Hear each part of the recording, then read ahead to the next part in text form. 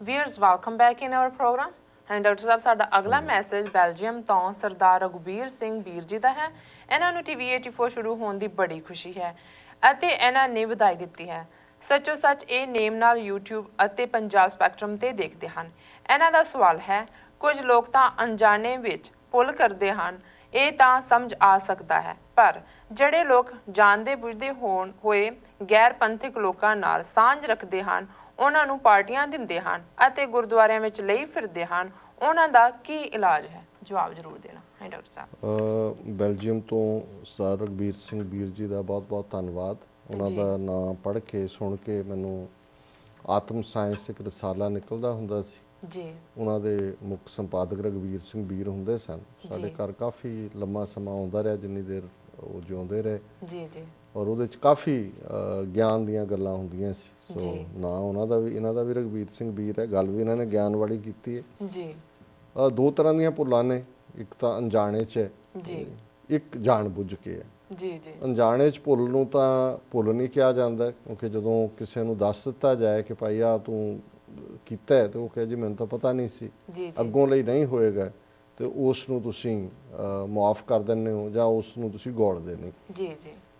ਇੱਕ ਉਹ ਕਲਾਸ ਹੈ ਜਾਂ ਇੱਕ ਉਹ ਗੱਲ ਹੈ ਜਿਹੜੀ ਤੁਸੀਂ ਜਾਣ ਬੁੱਝ ਕੇ ਕਰਦੇ ਹੋ।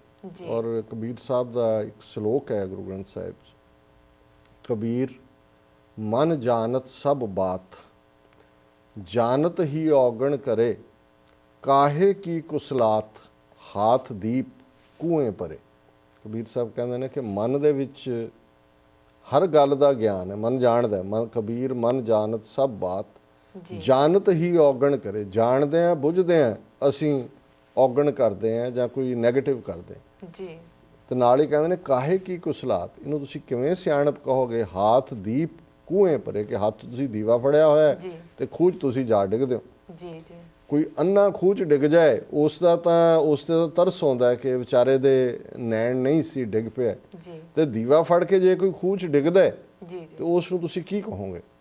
ਸੋ ਅਸੀਂ ਸਮਝਦੇ ਹਾਂ ਵੀ ਜਿਨ੍ਹਾਂ ਵੱਲ ਭਾਈ ਰਘਬੀਰ ਸਿੰਘ ਵੀਰ ਜੀ ਨੇ ਇਸ਼ਾਰਾ ਕੀਤਾ ਹੈ, ਇਹ ਉਹ ਕਲਾਸ ਹੈ ਜਿਹੜੀ ਕਿਸੇ ਦੀ ਵੀ ਨਹੀਂ ਹੈ। ਨਾ ਇਹ ਗੁਰੂ ਦੀ ਹੈ, ਨਾ ਇਹ ਕਿਸੇ ਨਾਲ ਲਾਇਲ ਹੈ। ਇਹਨਾਂ ਲਈ ਅਸੀਂ ਇੱਕ ਦਿਨ ਅੱਗੇ ਵੀ ਜ਼ਿਕਰ ਕੀਤਾ ਸੀ ਕਿ ਫੋਟੋ ਹੰਗਰੀ, ਜਿਹੜੇ ਇੱਕ ਤਸਵੀਰ ਖਿਚਾਉਣਾ ਚਾਹੁੰਦੇ ਨੇ ਤੇ ਉਹ ਤਸਵੀਰ ਵੀ ਫਿਰ ਚਾਹੁੰਦੇ ਨੇ ਵੀ ਅਖਬਾਰ ਦੇ ਗੱਭੇ ਲੱਗ ਜਾਏ ਤੇ ਉਹਦੇ ਲਈ ਪੈਸੇ ਵੀ ਦੇ ਦਿੰਦੇ ਨੇ, ਅਖਬਾਰਾਂ ਵਾਲਿਆਂ ਨੂੰ ਨਾਲ ਲਿਫਾਫੇ 'ਚ ਪੈਸੇ ਪਾ ਦਿੰਦੇ ਨੇ ਕਿ ਵੀ ਇਹ ਡੁਬਾ ਦੇਣਾ। ਔਰ ਇਹੀ ਕਾਰਨ ਹੈ ਵੀ ਜਿਹੜੇ ਤੁਸੀਂ ਕਦੇ ਕਾਂਗਰਸੀ ਜਿਹੜੇ ਆਉਂਦੇ ਨੇ ਉਹਨਾਂ ਦੇ ਨਾਲ ਜਿਨ੍ਹਾਂ ਦੀ ਫੋਟੋ ਹੁੰਦੀ ਹੈ, 6 ਮਹੀਨੇ ਬਾਅਦ ਜੇ ਕੋਈ ਅਕਾਲੀ ਆਏ ਤਾਂ ਉਹਨਾਂ ਦੇ ਦੁਆਲੇ ਵੀ ਉਹੀ ਭੀੜ ਇਕੱਠੀ ਹੁੰਦੀ ਹੈ। ਮਨਪ੍ਰੀਤ ਬਾਦਲ ਜਦੋਂ ਆਇਆ ਇੱਥੇ ਤੇ ਬੜੇ ਲੋਕ ਆਲੇ ਦੁਆਲੇ, ਮੈਂ ਕਿਹਾ ਹੁਣ ਆਉਣਾ ਜੇ ਇੱਥੇ ਕਦੇ ਅਮਰਿੰਦਰ ਆਇਆ ਤੇ ਤੁਸੀਂ ਦੇਖਣਾ ਵੀ ਆਹੀ ਲੋਕ ਜਿਹੜੇ ਨੇ ਉੱਥੇ ਵੀ ਹੋਣਗੇ। ਜੀ ਜੀ। ਸੋ ਇਹ ਕਲਾਸ ਜਿਹੜੀ ਹੈ, ਇਹਨਾਂ ਦਾ ਇਲਾਜ ਤਾਂ ਕੋਈ ਨਹੀਂ ਹੈ। ਇਹਨਾਂ ਨੂੰ ਤੁਸੀਂ ਕਨਫਰੰਟ ਕਰੋਗੇ ਵੀ ਇਹ ਤੁਹਾਡੇ ਗੋਡੇ ਫੜ ਲੈਣਗੇ, ਤੁਹਾਡੇ ਨਾਲ ਵੀ ਫੋਟੋ ਲਵਾ ਲੈਣਗੇ, ਪਰ ਉਹ ਦੂਜੇ ਨੂੰ ਦਿਖਾਣਗੇ ਜੀ ਮੈਂ ਤਾਂ ਉਹਨਾਂ ਦੇ ਨਾਲ ਵੀ ਹਾਂ ਜੀ, ਅਸੀਂ ਬਹੁਤ ਵੱਡੇ ਖਾਲਿਸਤਾਨੀ ਹਾਂ ਜੀ। ਬਿਲਕੁਲ। ਸੋ ਮੇਰਾ ਖਿਆਲ ਹੈ ਕਿ ਵੀ ਇਹ ਇੱਕ ਡੀਜਨਰੇਟ, ਜਿਹਨੂੰ ਅਸੀਂ ਡਿੱਗਿਆ ਹੋਇਆ ਇੱਕ ਕੌਮੀ ਸਤਰ ਹੈ, ਸਾਡਾ ਲੈਵਲ ਹੈ, ਜਿਹਦੇ ਵਿੱਚ ਇਸ ਕਿਸਮ ਦੇ ਲੋਕ ਜਿਹੜੇ ਨੇ ਉਹ ਸਰਵਾਈਵ ਕਰ ਰਹੇ ਨੇ। ਉਹਨਾਂ ਨੂੰ ਉਹਨਾਂ ਦੀ ਬੇਸ਼ਰਮੀ, ਉਹਨਾਂ ਦੀ ਜਿਹੜੀ ਹੈ ਕੋਈ ਵੈਲਿਊ ਨਾ ਹੋਣਾ, ਉਹਨਾਂ ਦੀ ਗਰੀਡ, ਇਹਦੇ ਬਾਵਜੂਦ ਉਹਨਾਂ ਨੂੰ ਕੋਈ। ਔਰ ਦੂਸਰੇ ਪਾਸੇ ਇੱਕ ਤਾਂ ਉਹ ਆਪਣਾ ਕਰਤੂਤ ਕਰਦੇ ਨੇ, ਪਰ ਦੂਸਰੇ ਪਾਸੇ ਜਿਹੜਾ ਸਾਡਾ ਵੀ ਇੱਕ ਵੱਡਾ ਤਬਕਾ ਹੈ, ਉਹਨੂੰ ਜਿਹਨੂੰ ਜਿਹਦੇ ਅਸੀਂ ਸ਼ਬਦ ਕੱਢ ਲਿਆ ਜੀ ਮੂੰਹ ਮੁਲਾਜ਼ਾ ਹੈ ਜੀ। ਉਹਨੂੰ ਮੂੰਹ ਮੁਲਾਜ਼ਾ ਪਤਾ ਨਹੀਂ ਕੀ ਹੈ ਜਾਂ ਮਲਾਜਾ ਹੈ, ਕੀ ਹੈ ਵਰਡ ਹੈ, ਪਰ ਇਹਦੇ ਥੱਲੇ ਮੂੰਹ ਮੁਲਾਜ਼ੇ ਦੇ ਥੱਲੇ ਅਸੀਂ ਚੋਰ ਨੂੰ ਚੋਰ ਕਹਿਣ ਤੋਂ ਕੰਨ ਭੰਨਦੇ। ਚੋਰ ਤਾਂ ਕੀ ਕਹਿਣਾ, ਅਸੀਂ ਉਹਦੇ ਨਾਲ ਮਿਲਣ ਵਰਤਨ ਵੀ ਰੱਖਦੇ ਹਾਂ ਕਿ ਜੀ ਕਿਤੇ ਨਾ ਕਿਤੇ ਕੰਮ ਹੀ ਆਏਗਾ ਬੰਦਾ। ਸਾਡੇ ਵੀ ਇਹ ਨੇ ਕਿ ਵੀ ਪਤਾ ਨਹੀਂ ਕਿੱਥੇ ਕੰਮ ਆ ਜਾਣਾ ਜੀ। ਸੋ ਇਹ ਓਵਰਆਲ ਸੁਸਾਇਟੀ ਦੀ ਡੀਜਨਰੇਸ਼ਨ ਹੈ, ਸਿੱਖ ਸੁਸਾਇਟੀ ਦੀ, ਜਿਹਦੇ 'ਚ ਇਹ ਲੋਕ ਸਰਵਾਈਵ ਕਰ ਰਹੇ ਨੇ। ਇਸ ਦੇ ਲਈ ਤਾਂ ਕਰੈਕਟਰ ਇਹ ਮੂਲ ਹੋਏ ਔਰ ਇਸ ਕਿਸਮ ਦੇ ਲੋਕਾਂ ਨੂੰ ਜਿਹੜਾ ਮੂੰਹ ਨਾ ਲਾਇਆ ਜਾਏ, ਇਹਨਾਂ ਨੂੰ ਐਕਸਪੋਜ਼ ਕੀਤਾ ਜਾਏ ਤੇ ਸ਼ਾਇਦ ਕੋਈ ਥੋੜ੍ਹਾ ਬਹੁਤ ਠਹਿਰਾਅ ਇਸ ਸਥਿਤੀ 'ਚ। ਤੇ ਇਹ ਤੁਹਾਡੇ ਇਕੱਲੇ ਬੈਲਜੀਅਮ 'ਚ ਨਹੀਂ ਹੈਗੇ, ਇਹ ਸਾਰੇ ਹੀ ਨੇ। ਇਹ ਨਸਲ ਜਿਹੜੀ ਹੈ, ਪੌਦਾ ਐਸਾ ਹੈ ਜਿਵੇਂ ਆਲੂ ਹਰ ਥਾਂ ਹੁੰਦੇ ਨੇ, ਇਸ ਕਿਸਮ ਦੇ ਮੌਕਾ ਪ੍ਰਸਤ, ਫੋਟੋ ਹੰਗਰੀ ਜਿਹੜਾ ਆਇਆ ਉਹਨੂੰ ਸਿਰ ਤੇ ਚੁੱਕ ਲਿਆ, ਉਹਦੇ ਨਾਲ ਹੀ ਤੁਰੇ ਫਿਰੇ, ਇਹ ਨਸਲ ਵੀ ਸਾਰੇ ਪਾਸੇ ਹੀ ਹੈ। ਜੀ ਡਾਕਟਰ ਸਾਹਿਬ, ਸਾਡਾ ਅਗਲਾ ਮੈਸੇਜ ਅੰਮ੍ਰਿਤਸਰ ਪੰਜਾਬ ਤੋਂ ਗਿਆਨੀ ਸਵਰਨ ਸਿੰਘ ਖਾਲਸਾ ਜੀ ਦਾ ਹੈ। ਇਹ ਪ੍ਰੋਗਰਾਮ ਸੱਚੋ ਸਾਹਿਬ ਜੀ ਦੀ ਸ਼ਲਾਘਾ ਕਰਦਿਆਂ ਪੁੱਛਦੇ ਹਨ, ਡਾਕਟਰ ਸਾਹਿਬ ਜਿਨ੍ਹਾਂ ਨੇ 20 ਸਾਲ ਸੰਤ ਭਿੰਡਰਾਂਵਾਲਿਆਂ ਦੀ ਸ਼ਹਾਦਤ ਤੋਂ ਇਨਕਾਰੀ ਹੋ ਕੇ ਹਲਵਾ ਮਾਂਡਾ ਚਲਾਇਆ, ਉਹੀ ਹੁਣ ਸੰਤ ਭਿੰਡਰਾਂਵਾਲਿਆਂ ਦਾ ਨਾਂ ਸ਼ਹੀਦੀ ਯਾਦਗਾਰ ਤੇ ਲਿਖਣ ਦਾ ਖੇਖਣ ਕਰ ਰਹੇ ਹਨ। ਕੀ ਹੁਣ ਇਹਨਾਂ ਨੇ ਅਗਲੇ 20 ਸਾਲ ਦੀਆਂ ਰੋਟੀਆਂ ਇਹ ਪ੍ਰਚਾਰ ਕੇ ਕੱਢਣੀਆਂ ਹਨ ਕਿ ਅਸੀਂ ਸੰਤਾਂ ਦਾ ਨਾਂ ਸ਼ਹੀਦੀ ਯਾਦਗਾਰ ਤੇ ਲਿਖਵਾ ਦਿੱਤਾ ਹੈ? ਕੋੜਾ ਸੱਚ ਹੈ, ਪਰ ਜਵਾਬ ਜ਼ਰੂਰ ਦੇਣਾ। ਡਾਕਟਰ ਸਾਹਿਬ ਅੱਜ ਸਾਰੀਆਂ ਝਗੜੇ ਵਾਲੀਆਂ ਈਮੇਲਾਂ ਇਕੱਠੀਆਂ ਕੀਤੀਆਂ, ਇਹ ਅੱਜ ਗੁੱਸੇ ਵਿੱਚ ਨੇ ਨਾ, ਗੁੱਸਾ ਕੱਢਦੇ ਨੇ ਸਾਰਾ ਜੀ। ਦੇਖੋ ਵੀਰ ਸਵਰਨ ਸਿੰਘ ਖਾਲਸਾ ਜੀ ਦਾ ਬਹੁਤ ਬਹੁਤ ਧੰਨਵਾਦ, ਉਹਨਾਂ ਨੇ ਗੁਰੂ ਕੀ ਨਗਰੀ ਤੋਂ ਸਾਨੂੰ ਲਿਖਿਆ ਜੀ। ਗੱਲ ਜੋ ਉਹਨਾਂ ਨੇ ਕਹੀ ਹੈ ਤਾਂ ਕੌੜਾ ਸੱਚ, ਇਸ 'ਚ ਕੋਈ ਸ਼ੱਕ ਨਹੀਂ ਹੈ। ਔਰ ਅਸੀਂ ਅੱਗੇ ਵੀ ਇਸ ਦਾ ਜ਼ਿਕਰ ਕਰਦੇ ਹਾਂ ਜੀ ਕਿ ਜੇ ਸੰਤਾਂ ਦੀ ਸ਼ਹਾਦਤ ਉਸ ਨੂੰ ਕੌਮ ਉਸ ਸਪਿਰਿਟ 'ਚ ਹੀ, ਜੋ ਕਿ ਇੱਕ ਸ਼ਹੀਦ ਦਾ ਰੁਤਬਾ ਹੁੰਦਾ ਹੈ, ਜੀ ਅਸੀਂ ਅੱਜ ਤੋਂ 29 ਸਾਲ ਪਹਿਲਾਂ ਇਹਨੂੰ ਐਕਸੈਪਟ ਕੀਤਾ ਹੁੰਦਾ ਜੀ, ਤੇ ਬਹੁਤ ਕੁਝ ਚੰਗਾ ਹੋਣਾ ਸੀ। ਜੀ ਜੀ ਇੱਕ ਜਿਹੜਾ ਭੰਬਲ ਭੂਸਾ ਜਿਹੜਾ ਇਮੋਸ਼ਨਲ ਉਭਾਰ ਹੁੰਦਾ ਹੈ, ਜਜ਼ਬਾਤੀ ਤੌਰ ਤੇ ਕੌਮ ਤਿਆਰ ਸੀ ਕੁਝ ਵੀ ਕਰਨ ਦੇ ਲਈ, ਜੀ ਜੀ, ਉਹ ਉਡੀਕ ਸ਼ੁਰੂ ਹੋ ਗਈ ਇੱਕ ਵੱਡੇ ਹਿੱਸੇ ਨੂੰ।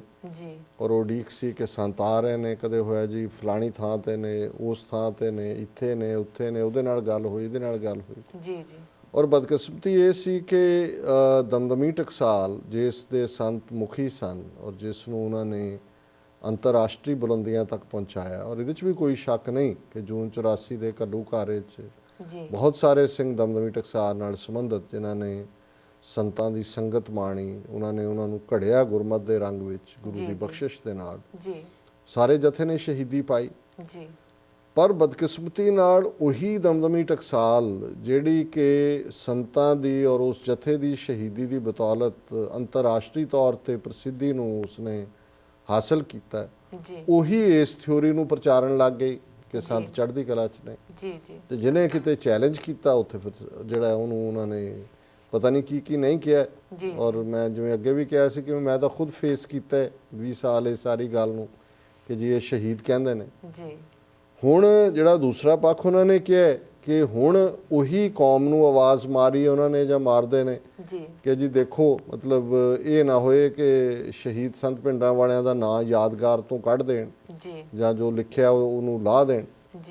ਹੁਣ ਹੈ ਤਾਂ ਇਹ ਅਜੀਬ ਸਥਿਤੀ ਹੈ, ਹਾਂਜੀ, ਪਰ ਅਸੀਂ ਸਮਝਦੇ ਹਾਂ ਵੀ ਇਹਦੇ ਬਾਵਜੂਦ ਆਗੇ ਸਮਝ ਚਲੋ ਨੰਦ ਲਾਲਾ ਪਾਛੇ ਜੋ ਬੀਤੀ ਸੋ ਬੀਤੀ। ਹੁਣ ਪਿੱਛੇ ਦੀ ਗੱਲ ਤਾਂ ਇੱਕ ਹਿੱਸਾ ਇਤਿਹਾਸ ਦਾ ਕਿ ਭਾਈ ਇਵੇਂ ਹੋਇਆ, ਤੇ ਮੇਰਾ ਖਿਆਲ ਹੈ ਵੀ ਸਾਨੂੰ ਜਿਹੜੇ ਪੰਥ ਪ੍ਰਸਤ ਸਚਿਆਰਤਾ ਨਾਲ ਪੰਥ ਨੂੰ ਪਿਆਰ ਕਰਨ ਵਾਲੇ, ਪੰਥ ਦੀ ਸੇਵਾ ਲਈ ਤਤਪਰ ਨੇ ਵੀਰ ਭੈਣਾਂ, ਭਾਵੇਂ ਉਹ ਕਿਸੇ ਜਥੇ ਨਾਲ, ਕਿਸੇ ਟਕਸਾਲ ਨਾਲ, ਕਿਸੇ ਧੜੇ ਤੋਂ ਬਿਨਾਂ ਵੀ ਨੇ, ਉਹਨਾਂ ਨੂੰ ਅਸੀਂ ਮਜ਼ਬੂਤ ਕਰੀਏ, ਉਹਨਾਂ ਦੀ ਗੱਲ, ਪੰਥ ਦੀ ਗੱਲ ਉਸ ਨੂੰ ਘਰ ਘਰ ਪਹੁੰਚਾਈਏ। ਤੇ ਬੇਮਤਲਬ ਵਿਵਾਦ ਚੋਂ ਹੁਣ ਜੇ ਮੈਂ ਕੋਈ ਹੋਰ ਕਰੜੇ ਸ਼ਬਦ ਕਹਿ ਵੀ ਦਿਆਂ ਤੇ ਉਹਦੇ ਨਾਲ ਸ਼ਾਇਦ ਅਦਰ ਦੈਨ ਕਿ ਹੋਰ ਬਿਟਰਨੈਸ ਵਧੇਗੀ, ਕੌੜਾਪਨ ਆਏਗਾ, ਹੋਰ ਤਾਂ ਉਹਦਾ ਕੋਈ ਫਾਇਦਾ ਨਹੀਂ ਹੋਣਾ। ਪਰ ਮੈਂ ਸਮਝਦਾ ਵੀ ਇਹਦੇ 'ਚ ਕੋਈ ਸ਼ੱਕ ਨਹੀਂ ਹੈ ਕਿ ਇਹ 20 ਸਾਲ ਇਸ ਤੱਥ ਨੂੰ ਲੁਕਾਉਣ ਨੇ ਸਾਡੇ ਕੌਜ਼ ਦਾ ਨੁਕਸਾਨ ਕੀਤਾ ਹੈ, ਦਮਦਮੀ ਟਕਸਾਲ ਦੀ ਕ੍ਰੈਡੀਬਿਲਿਟੀ ਨੂੰ ਹਰਟ ਕੀਤਾ ਹੈ। ਔਰ ਸਰਕਾਰ ਦੇ ਹੱਥਾਂ 'ਚ ਹੁਣ ਜਿਵੇਂ ਅਸੀਂ ਦੇਖਦੇ ਹਾਂ ਕਿ ਇਸ ਘੱਲੂਘਾਰਾ ਹਫ਼ਤੇ ਨਾਲ ਸੰਬੰਧਿਤ ਅੱਡ ਪ੍ਰੋਗਰਾਮ ਆਏ, ਹੁਣ ਪੋਸਟਮਾਰਟਮ ਰਿਪੋਰਟ ਵੀ ਆ ਰਹੀ ਹੈ, ਕੋਈ ਹੋਰ ਵੀ ਆ ਰਿਹਾ ਹੈ, ਵਿਟਨੈਸ ਵੀ ਆ ਗਏ ਕਿ ਜੀ ਅਸੀਂ ਉੱਥੇ ਦੇਖਿਆ ਸੰਤ ਇੱਥੇ ਸ਼ਹੀਦ ਹੋਏ, ਝੰਡੇ ਬੁੰਗੇ ਦੇ ਨੇੜੇ ਸ਼ਹੀਦ ਹੋਏ। ਪਰ ਤੁਸੀਂ ਦੇਖੋਗੇ ਕਿ ਉਸ ਸਾਰੇ ਪੀਰੀਅਡ 'ਚ ਏਜੰਸੀਆਂ ਨੂੰ ਸੂਟ ਕਰਦਾ ਸੀ, ਇੰਡੀਅਨ ਏਜੰਸੀਆਂ ਨੂੰ, ਕਿਉਂਕਿ ਜੇ ਉਹਨਾਂ ਨੇ ਵੀ ਕਨਵਿੰਸਿੰਗਲੀ ਸੰਤਾਂ ਨੂੰ ਸ਼ਹੀਦ ਜਿਹੜਾ ਜਾਂ ਉਹਨਾਂ ਨੂੰ ਉਹਨਾਂ ਦੇ ਮਾਰੇ ਜਾਣ ਦੀ ਗੱਲ ਨੂੰ, ਇਹ ਉਹਨਾਂ ਦੇ ਸ਼ਬਦ ਹੋ ਸਕਦੇ ਨੇ, ਤੇ ਉਹ ਪੋਸਟਮਾਰਟਮ ਰਿਪੋਰਟ ਜਾਰੀ ਕਰ ਦਿੰਦੇ, ਜਿਹੜੀਆਂ ਪਿਕਚਰਸ ਲਈਆਂ ਨੇ ਅਖੀਰ ਵੇਲੇ ਉਹ ਜਾਰੀ, ਔਰ ਟੈਸਟੀਫਾਈ ਵੀ ਸੰਤਾਂ ਦੇ ਆਪਣੇ ਭਰਾ ਨੇ ਕੀਤਾ ਸੀ, ਹਰਚਰਨ ਸਿੰਘ ਰੋਡੇ ਜਿਹੜੇ ਸੂਬੇਦਾਰ ਮੇਜਰ ਜਲੰਧਰ ਛਾਉਣੀ 'ਚ ਸੀ, ਬਾਅਦ ਦੇ ਵਿੱਚ ਆਨਰੇਰੀ ਕੈਪਟਨ ਆਏ ਕਿ ਜੀ ਸ਼ਹੀਦ ਨੇ ਸਨ, ਬਾਅਦ 'ਚ ਉਹਨਾਂ ਨੇ ਵੀ ਬਿਆਨ ਡਿਫਰੈਂਟ ਦਿੱਤੇ।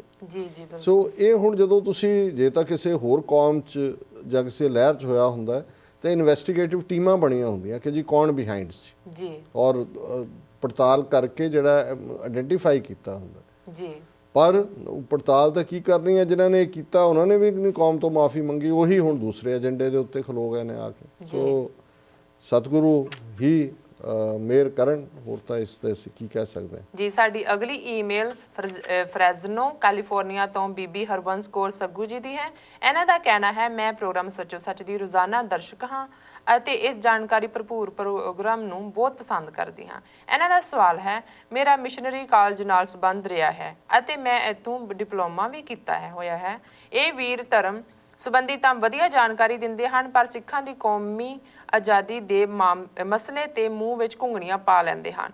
ਇਹਨਾਂ ਵਿੱਚ ਸੰਤ ਭਿੰਡਰਾਂ ਵਾਲਿਆਂ ਬਾਰੇ ਵੀ ਕੋਈ ਬਹੁਤਾ ਉਤਸ਼ਾਹ ਨਹੀਂ ਹੁੰਦਾ, ਐਸਾ ਕਿਉਂ ਹੈ? ਹਾਂਜੀ ਡਾਕਟਰ ਸਾਹਿਬ। ਭੈਣ ਜੀ ਹਰਬੰਸ ਕੌਰ ਸੱਗੂ ਜੀ ਦਾ ਧੰਨਵਾਦ ਜੀ।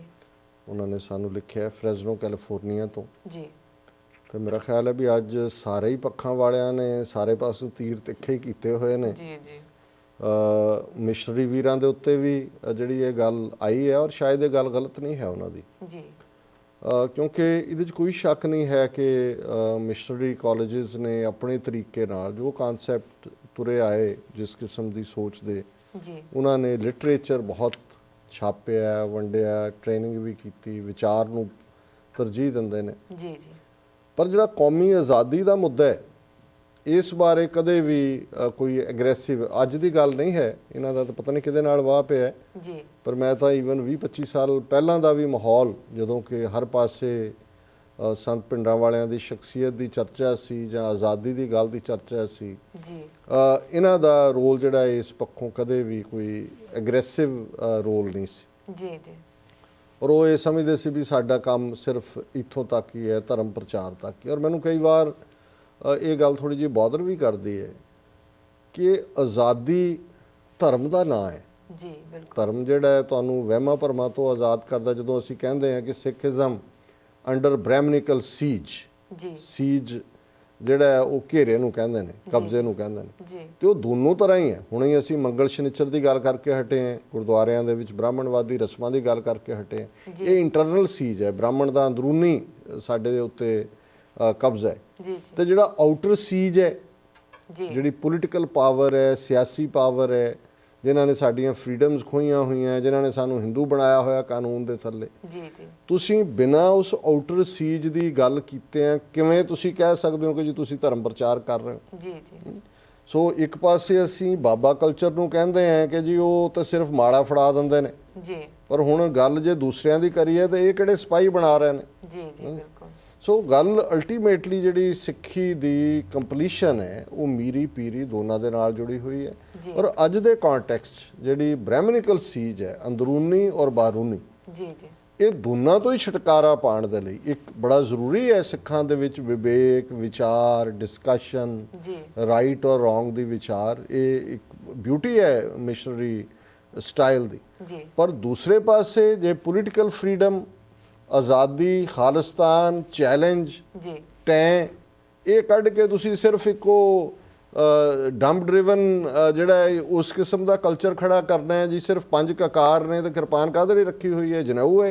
ਜੀ, ਕਿਰਪਾਨ ਹੱਕ ਦੇ ਲਈ ਹੈ, ਫਰੀडम ਦੇ ਲਈ ਹੈ, ਆਜ਼ਾਦੀ ਦੇ ਲਈ ਹੈ। ਜੀ, ਸੋ ਮੈਂ ਸਮਝਦਾ ਵੀ ਭੈਣ ਜੀ ਦੀ ਗੱਲ ਦੇ ਵਿੱਚ ਜਿਹੜਾ ਵਜ਼ਨ ਹੈ, ਔਰ ਸਰਟਨਲੀ ਜਿਹੜੇ ਸਾਡੇ ਵੀਰ ਭੈਣਾਂ ਇਹਨੂੰ ਸੁਣਦੇ ਹੋਣਗੇ ਉਹ ਗੁੱਸਾ ਨਾ ਮੰਨਣ। ਜੀ, ਜਿਵੇਂ ਮੈਂ ਪਹਿਲਿਆਂ ਬਾਰੇ ਵੀ ਜੋ ਕਿਹਾ, ਜਿਹੜਾ ਅੰਮ੍ਰਿਤਸਰ ਤੋਂ ਵੀਰ ਸਵਰਨ ਸਿੰਘ ਜੀ ਨੇ ਲਿਖਿਆ ਸੀ, ਉਹ ਵੀ ਨਾ ਗੁੱਸਾ ਕਰਨ, ਕਿਉਂਕਿ ਅਸੀਂ ਸੱਚ ਦੇ ਆਇਨੇ ਤੋਂ ਗੱਲ ਕਹਿਣ ਦੀ ਗੁਰੂ ਦੇ ਚਰਨਾਂ 'ਚ ਅਰਦਾਸ ਕਰਦੇ ਹਾਂ। ਔਰ ਇਸੇ ਨੁਕਤੇ ਤੋਂ ਮੈਨੂੰ ਇਹ ਲੱਗਦਾ ਹੈ ਕਿ ਵੀ ਇਹ ਬੜਾ ਵੱਡਾ ਫਲॉ ਹੈ। ਔਰ ਇਹ ਮੀਰੀ ਔਰ ਪੀਰੀ, ਇਹ ਦੋਨੋਂ ਹੀ ਸੰਤ ਸਿਪਾਹੀ ਦਾ ਕਿਰਦਾਰ ਜਿਹੜਾ ਉਹ ਸਾਡੀ ਦੋਨੋਂ ਹੀ ਸੀਜ, ਅਸੀਂ ਬ੍ਰਾਹਮਣ ਦਾ ਅੰਦਰਲਾ ਦਾਇਰਾ ਵੀ ਤੋੜਨਾ ਤੇ ਉਹਨਾਂ ਦਾ ਦਿੱਲੀ ਤਖਤ ਵੀ ਤੋੜਨਾ, ਤਾਂ ਕਿ ਅਸੀਂ ਦਰਿਆਏ ਜਮਨਾ ਤੋਂ ਵਾਘਾ ਤੱਕ ਆਜ਼ਾਦ ਪ੍ਰਭੂ ਸੱਤਾ ਸੰਪੰਨ ਖਾਲਿਸਤਾਨ ਕਾਇਮ ਕਰ ਸਕੀਏ। ਜੀ ਡਾਕਟਰ ਸਾਹਿਬ, ਤੁਹਾਡਾ ਬਹੁਤ ਬਹੁਤ ਧੰਨਵਾਦ। ਤੁਸੀਂ ਸਾਡੇ ਦਰਸ਼ਕਾਂ ਨਾਲ ਆਪਣੇ ਵਿਚਾਰ ਸਾਂਝੇ ਕੀਤੇ ਤੇ ਹੁਣ ਅਸੀਂ ਆਪਣੇ ਸਵਾਲ ਜਵਾਬ ਸੈਸ਼ਨ ਨੂੰ ਸ਼ੁਰੂ ਕਰਨ ਤੋਂ ਪਹਿਲਾਂ ਅਸੀਂ ਬ੍ਰੇਕ ਤੇ ਚੱਲਦੇ ਹਾਂ। ਵੀਰ ਤੁਸੀਂ ਸਾਡਾ ਪ੍ਰੋਗਰਾਮ ਇਸ ਤਰ੍ਹਾਂ ਹੀ ਦੇਖਦੇ ਰਹੋ। ਮਿਲਦੇ ਹਾਂ ਇੱਕ ਛੋਟੇ ਜਿਹੇ ਬ੍ਰੇਕ ਤੋਂ ਬਾਅਦ।